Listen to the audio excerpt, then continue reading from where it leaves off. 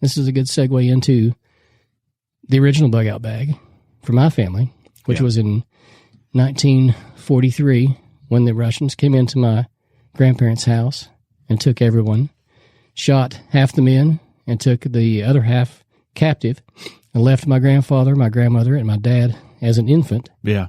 They packed a bug out bag. Of course, that's not what it was called back then. They just grabbed a knapsack, put bread in it, and a blanket and some supplies, and took off on foot. And they fled to the German border, or wherever they were going. Yeah. And they traveled, I think, 3 days. Where was that? They were in Ukraine, but it was part of Russia, I believe, at the time, if I'm historically correct on that. Yeah. I think it was still considered part of Russia at the time. And we had ties to Germany. My dad was a fifth generation to be born in Russia because his birth certificate actually says Russian citizen. Your dad's birth certificate says that? Oh, yeah. I mean, and I know whoever's listening, we've known each other, 45 years? Yeah. I was looking back, Little League Baseball. Little League Baseball on the Angels. I think we played on the Angels together. So I was, 8? Maybe. I mean, 8 or 9. Somewhere around there. Yeah. Yeah. That's a long time. Yeah. I guess I didn't know your dad was born in Russia. I'm sure that's come up over time, and I suck at memory stuff like that, but I didn't know that. Mm-hmm. He was fifth generation, be born in Russia. So the generations before that, going 5 back, was actually from Germany. That when Catherine the Great came in, she was wanting to rebuild Russia. So, and the history buffs, if I'm getting this wrong, they're like, "You don't know what the crap he's talking about." I'm just telling this from the way not even his dad. Yeah, the way I was told from my family, from my dad, and my uncles. Right. Catherine the Great wanted tradesmen and skilled people and craftsmen, and our families were butchers. So we went from Germany to Russia for a better life. That's what we were told. Yeah. So we established, I'm not even sure where at in the Ukraine we were at. And that's where we lived for, like I said, the 5 generations when Dad was born. Excuse me. But the Russian militia, once the war broke out, considered us to be traitors because we still had family in Germany. Huh. Which makes no sense because we'd been there for 5 generations. I mean, how much more?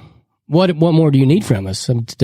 Gosh, man. I mean, I know we'll get into some conspiracy stuff here in a little bit, but I didn't mean to interrupt you either. No, you're fine. But you're thinking, the way that conspiracies and the way that, what am I trying to say? There's nothing fast in it. It's generational. Yeah.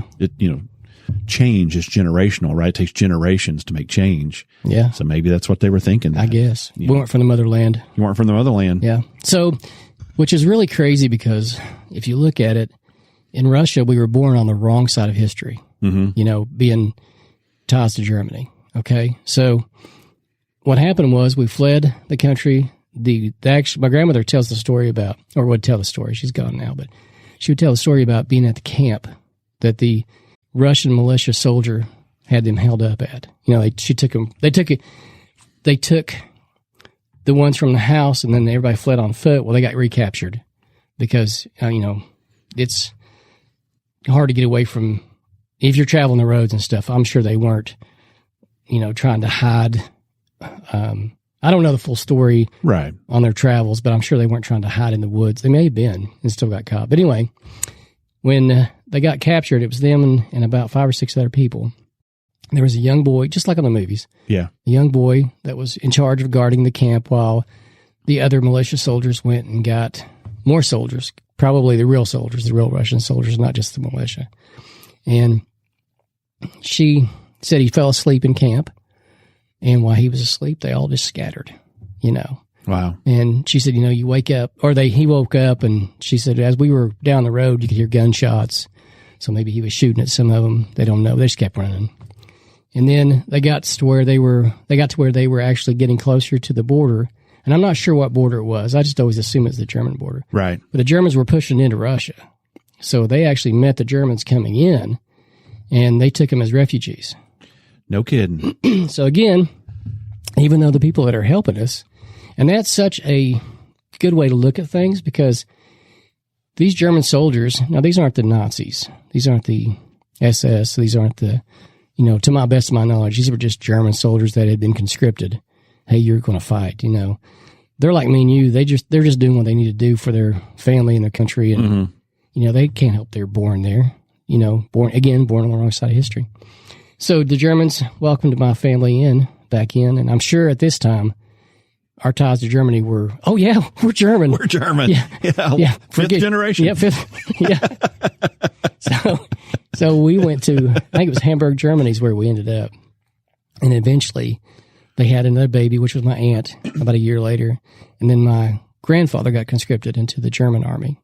And they came to him and said, and this is from my dad telling the story, said, you've got two choices. Either we can draft you at the front lines, or you can go in as an officer, and we'll let you have some command.